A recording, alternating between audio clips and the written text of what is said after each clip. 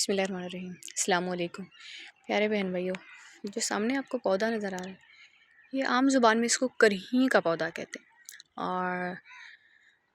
میں نے اس کا بچپن میں بھی پھل کھایا ہوا ہے، اور یہ خاردار بالکل، اس کے اوپر ہر جگہ کانٹے کانٹے ہیں پودے،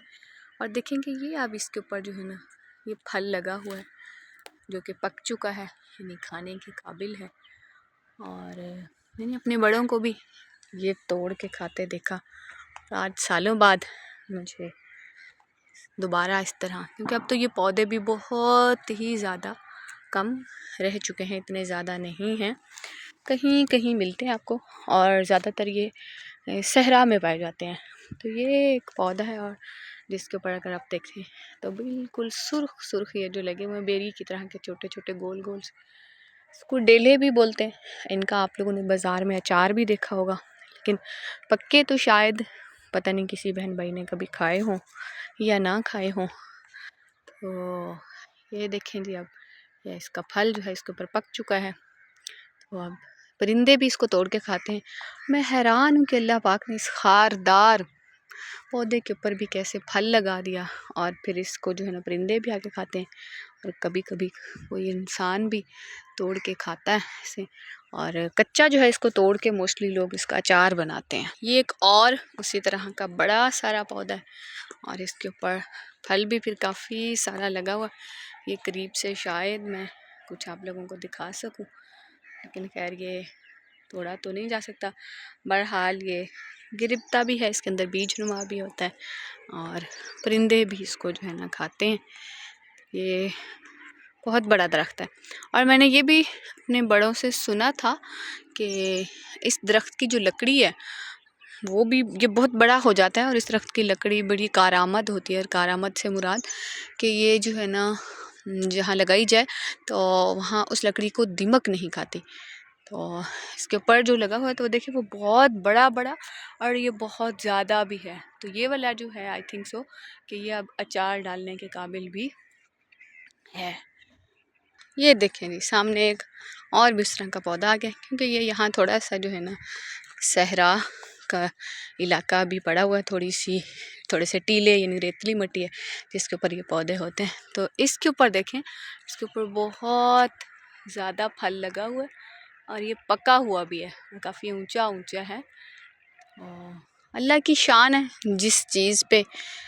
پھل لگائے، جس طرح کا لگائے، اس کو جیسے محفوظ رکھے۔ اب یہ اس کے اندر اللہ کی بہت بڑی حکمت ہوگی، جو کہ آپ کو مجھے تو خیر نہیں پتہ بالکل بھی، کہ یہ اس طرح کا خاردار پودا، اور پھر اس خاردار پودے کے اوپر اس قسم کا اللہ نے سال میں، یعنی یہ دیکھیں ایک دفعہ پھل لگانا، کیمرہ تو شاید اتنا اچھا ان چیزوں کو جو ہے نا دکھا بھی نہ سکے، تو اس پودے کے اوپر بہت زیادہ لگا ہوا ہے، اور چاروں طرف ہی ماشاءاللہ یہ بھرا پڑا ہے اس طرح سے۔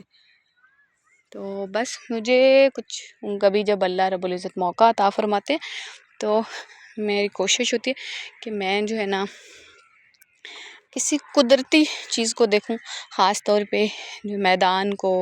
پہاڑ کو، صحرا کو۔ تو کبھی جب اللہ وقت دیتا ہے تو کھیتوں کی طرف نکل آتے ہیں، تو دیکھیں جی سورج صاحب بھی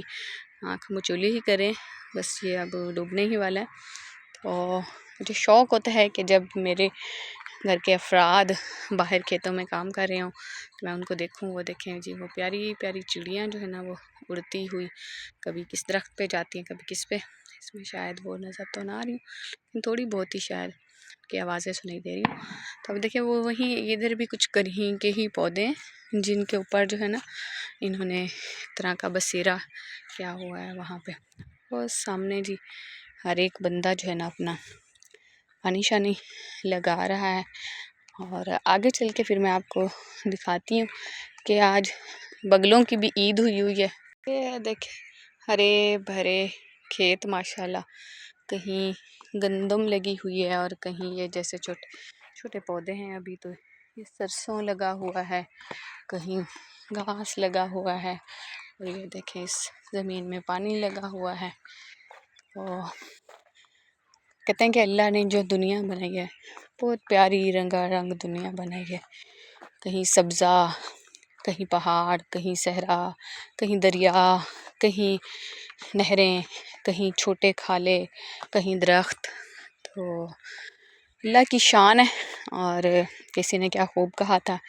کہ یہ دنیا، یہ زمین جو ہے اس کو ایک میز سمجھ لیں، اور اللہ نے اس زمین کو یا اس میز کو انسان کی دلجوئی کی خاطر